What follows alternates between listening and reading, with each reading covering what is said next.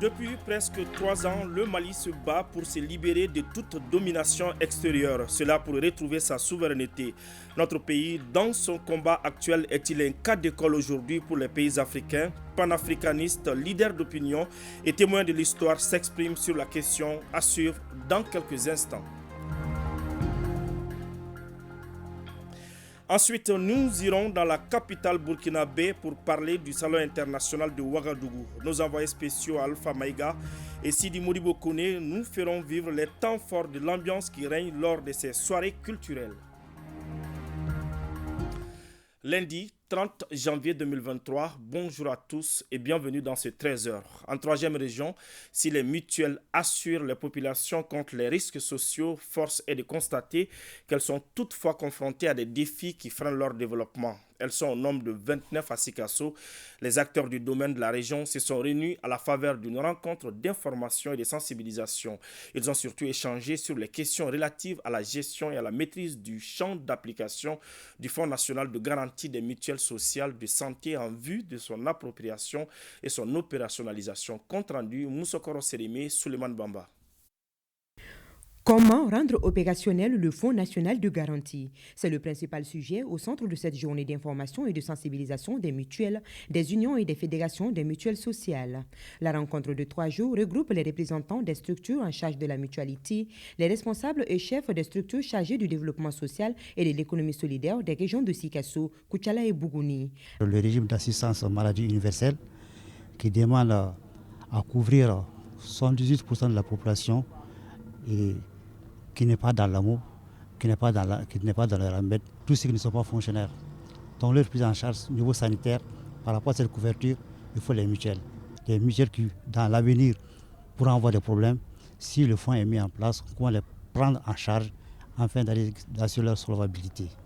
Pour étendre la prise en charge des risques sociaux à toutes les catégories de la population, plusieurs réformes ont été entreprises par l'État et ses partenaires. Des politiques et stratégies mises en œuvre par bon nombre de mutuelles, dont la MAMUS, agence malienne de la mutualité sociale. C'est pour permettre aux mutuelles d'être à l'abri des risques et de pouvoir les surmonter sans grande peine au cas où ils surviennent que la réglementation UEMOA a exigé aux pays membres de l'UEMOA de mettre en place un fonds national de garantie des mutuelles sociales dans chaque pays.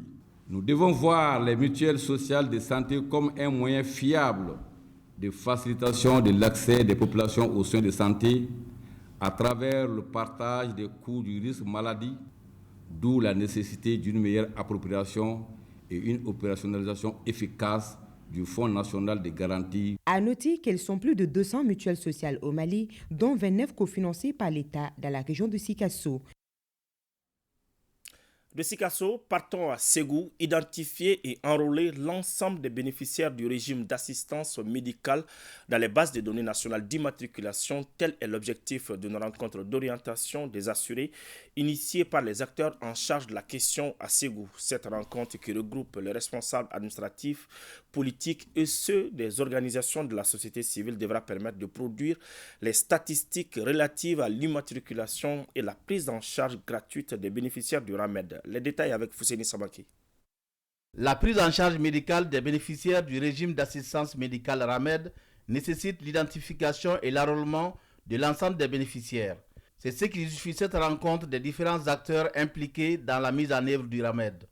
L'enregistrement électronique des bénéficiaires, la transmission du récépissé d'immatriculation, la prise en charge médicale gratuite sont entre autres thèmes débattus au cours de cette rencontre.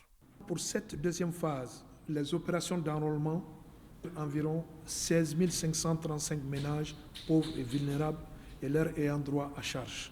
À ce jour, l'ANAM a immatriculé 3 128 905 personnes, dont 2 269 526 personnes dans le cadre du programme d'urgence d'enrôlement. Cette rencontre du RAMED nécessite l'implication des autorités administratives et politiques, les responsables des collectivités et ceux des organisations de la société civile. Ça me permet de passer l'information et recenser un grand nombre d'indigents et pour pouvoir subvenir à leurs besoins de santé.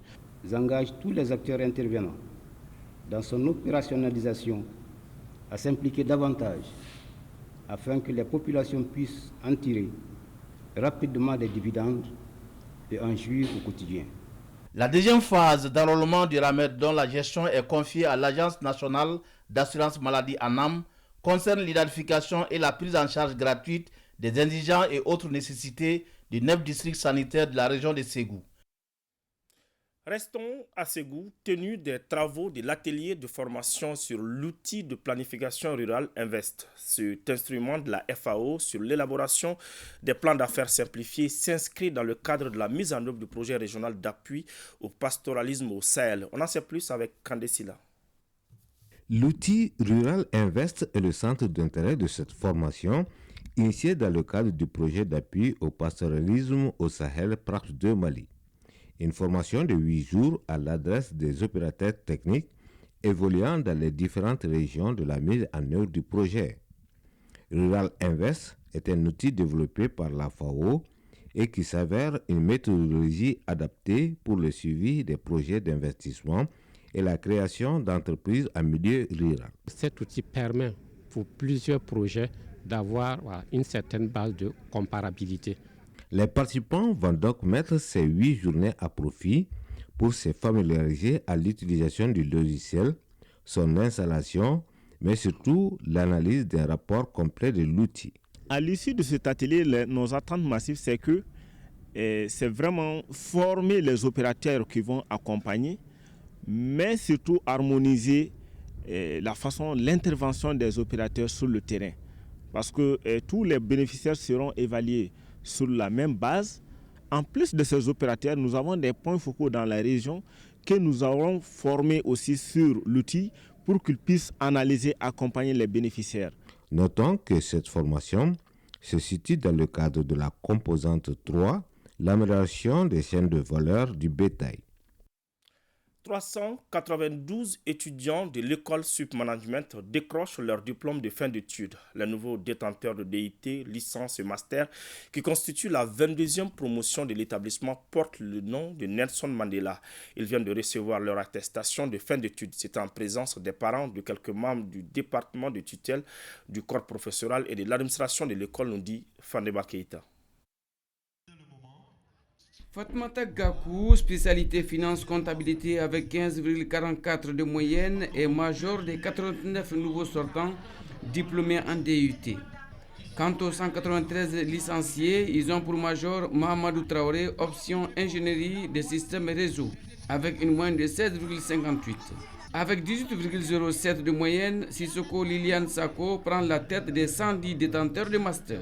Les trois majors reçoivent chacun un ordinateur, une médaille et des cadeaux de la part de la présidente de la cérémonie de graduation. Un prix spécial, une médaille en paquet or du comité universitaire de Bruxelles est revenu à Sissoko Liliane Sako pour avoir été major 3 fois consécutives, c'est-à-dire au DUT, à la licence et en fin d'études. J'encourage mes camarades de ne jamais baisser les bras. Je leur souhaite une excellente vie professionnelle. Et j'encourage mes frères et sœurs de faire mieux, d'aller de l'avant quand l'éducation est une arme puissante et c'est à nous de construire le Mali de demain. Sentiment de fierté pour avoir inculqué en eux la culture de l'excellence de notre université. Je leur ai demandé d'avoir l'humilité d'apprendre et surtout l'audace d'entreprendre. Il vous faudra de la volonté pour entamer des démarches professionnelles ou des projets. De la discipline pour rester organisé et orienté résultat, du courage pour tenir face aux éventuelles perturbations et difficultés que vous allez rencontrer, et de la passion pour tout surmonter avec détermination jusqu'à cette réussite en suivre. La constance, l'assiduité, la conduite avec pédagogique des cours, le respect des textes et horaires de travail font de Mme Kouroutou Mouniang l'enseignante de l'année académique 2021-2022 à Submanagement. Intéressons-nous maintenant à la première édition du salon Souk Gold au Mali. L'événement est organisé par des vendeurs et des coopératives de transformation d'or. L'objectif de cette foire est de contribuer à promouvoir les main-d'œuvre artisanales en vue de la rendre compétitive, rentable, durable et installer un marché de bijoux d'or au Mali dans les jours à venir. Le point avec Fantama Manientao. Cette foire première du genre est l'occasion pour les organisateurs et les professionnels du secteur de magnifier et de mettre en valeur des métaux comme l'or, l'argent et les produits dérivés. C'est le lieu de rappeler l'importance de l'or au Mali. Nous, les bijoutiers, nous sommes tous des grands. On doit se rassembler pour faire les bijoux. L'or sort chez nous, on doit l'industrialiser chez nous, mettre un gold souk en place, exposé dans le lieu de nos marchés. Et puis il faut que l'initiative, que dans les jours à venir, le Mali soit en bas sur le prix de Dubaï. Cette exposition a été aussi l'occasion pour les bijoutiers de souligner leurs préoccupations majeures dans la commercialisation d'or. Ils comptent sur l'État malien pour avoir des comptoirs d'or afin d'éviter des problèmes. Le salon, c'est une bonne initiative. Nous, on demande à la transition malienne donc à aider les bijoutiers pour qu'on puisse trouver les ors du Mali, surtout comptoir d'or du Mali. C'est une première édition, vraiment nous sommes très contents. On demande la prochaine fois que vraiment que ce soit mieux que ceci. La cérémonie a pris fin par la visite des stands. L'assurance Sabounement innove. 5 gammes de produits viennent de faire leur entrée dans les offres de l'assurance santé Ikenea. Le but est d'offrir une couverture optimale aux personnes de faible revenu au Mali. Le lancement avec Boubacar Kanouté. L'assurance Sabounement lance 5 gammes de nouveaux produits de santé au choix dénommés Ikenea. Ces gammes permettront d'alléger la souffrance de nos concitoyens. Elles sportent toutes les bourses et accordent une place de choix aux Maliens de la diaspora pour leur permettre de prendre en charge leur part. C'est surtout en termes de besoins, c'est-à-dire de combler un trou qui se manifeste par rapport déjà à la venue de l'AMO. On s'est dit qu'il y a un ticket modérateur qui n'est pas pris en charge par l'État. Donc de fil en aiguille, l'idée est venue de pourquoi ne pas proposer des options équivalentes avec l'AMO qui est Zira, un peu au-dessus pour ceux qui ont des moyens au-dessus, qui est Wari, et Sanou et VIP pour vraiment les personnes qui veulent des prestations santé vraiment de prestige. L'assurance Sabounement s'est beaucoup investi depuis 2016 dans le domaine de la santé, de l'assurance santé. Sabounement, depuis 2016, a opté pour l'assurance santé. Sabounement a une maîtrise complète de l'assurance des entreprises. Aujourd'hui, elle nous convie pour nous dire que 2023 sera l'année de l'assurance individuelle. Et ça, c'est une bonne chose. Le sketch des comédiens pour expliquer les avantages du concept Ikenea ont mis un terme aux activités de lancement. À présent, je vous emmène à Ouagadougou pour vous parler du Salon international de l'artisanat de la capitale burkinabé. C'est une véritable ambiance tous les soirs, nous disent nos envoyés spéciaux Alpha Maïga et Sidi Moudi Bokoni. Le Salon international de l'artisanat de Ouagadougou, ce n'est pas des conférences, encore moins des expositions. Le CIAO, c'est aussi des animations musicales culturelles tous les soirs sur le site. Des troupes traditionnelles défilent chaque nuit en live. Il y a du slam, de l'humour, des contes qui agrémentent les soirées des visiteurs et des participants sous des prestations originales. Ça me met à l'aise parce que j'ai passé toute la journée au stand. Nous sommes très contents parce que le CIAO, ce n'est pas tous les jours, donc quand ça arrive, nous sommes très contents.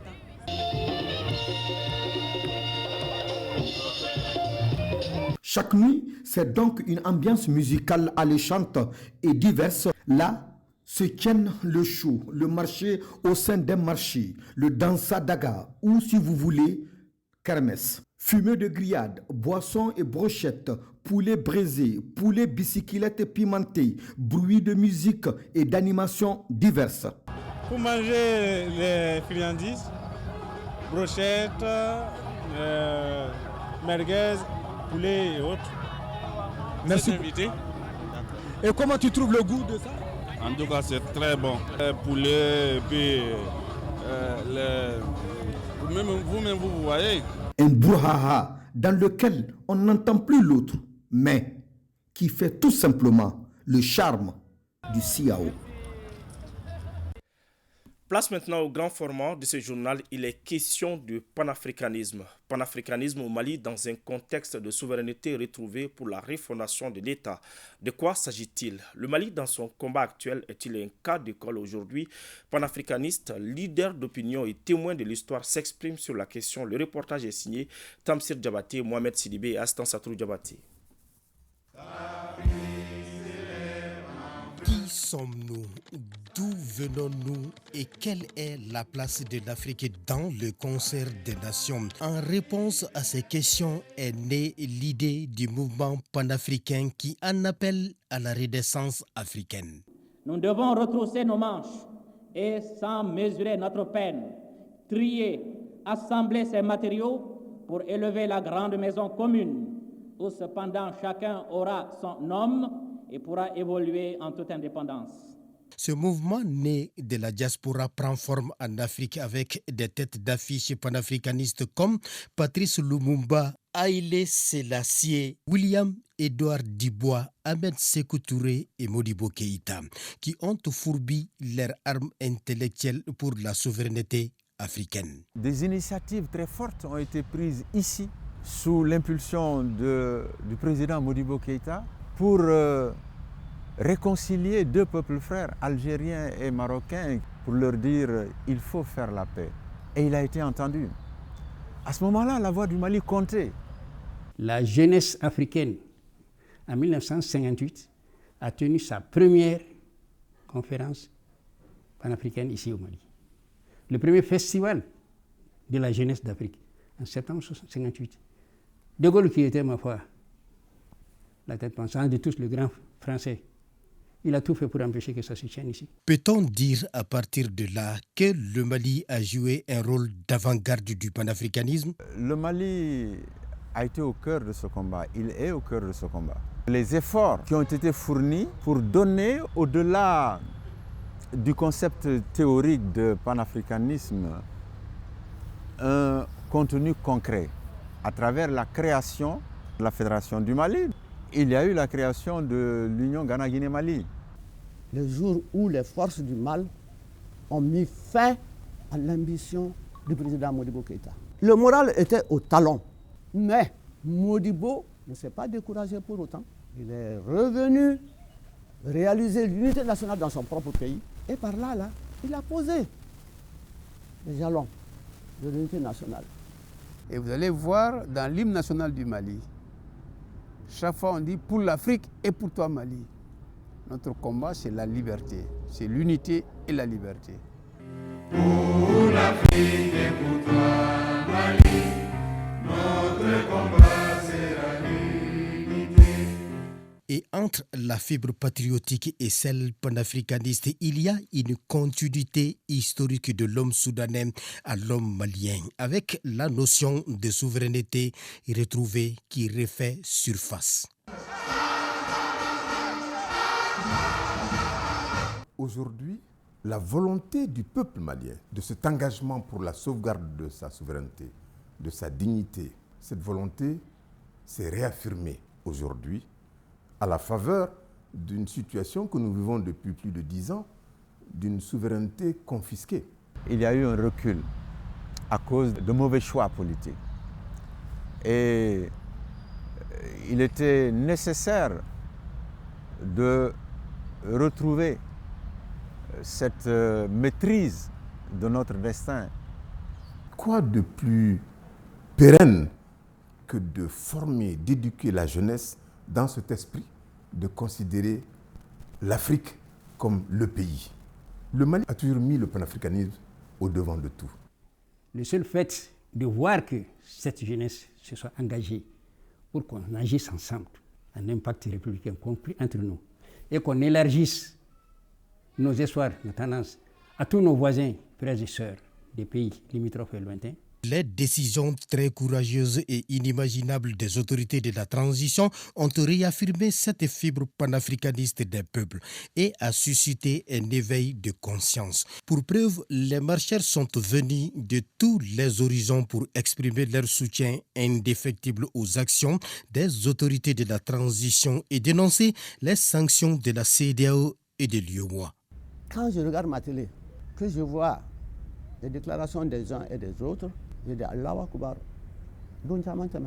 Les dirigeants actuels se battent dans tous les sens pour l'unité nationale, pour l'intégrité territoriale. C'est quand même historique de voir un pays dit de l'espace francophone qui disent aux représentants de l'ancienne puissance coloniale, vous êtes en train de mener des activités qui sont incompatibles avec notre souveraineté et notre dignité, quittez notre pays. Pour donc consolider cette nouvelle dimension panafricaniste, celle des peuples, un mouvement fédéraliste est né avec une nouvelle approche. Nous avons aujourd'hui l'occasion de faire leur discours une réalité. C'est voir comment mettre en œuvre un processus qui accélère l'unité politique du continent et, nous disons, dans cette décennie des années 20. Ainsi, la politique extérieure du Mali, qui s'inscrit dans une nouvelle dynamique comme le respect de la souveraineté, est appréciée à sa juste valeur. Et pour nous, panafricains, c'est un tel exercice à l'échelle pays qui peut vraiment consolider le processus panafricain à l'échelle africaine. Il ne s'agit pas de dire non pour dire non, il s'agit de dire non pour qu'on puisse comprendre que le Mali aussi est un État comme les autres. L'Afrique regarde vers le Mali. Et pourquoi? Parce que le Mali a posé des actes forts qui montrent qu'il veut retrouver sa souveraineté et l'exercer de manière pleine et entière.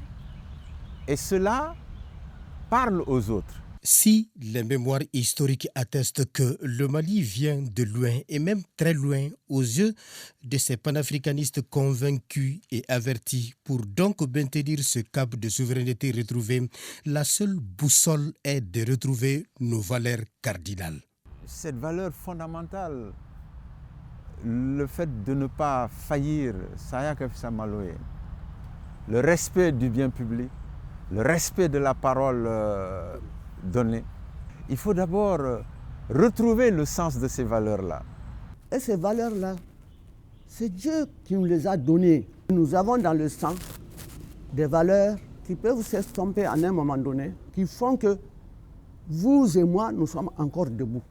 Ben, il nous appartiendra de mieux l'entretenir. Mais ici, déjà, avec ces jeunes qui sont au pouvoir, l'espoir revient de remettre ça en scène, de l'auréoler, de le blanchir, de le fortifier et d'en faire une boussole pour l'avenir.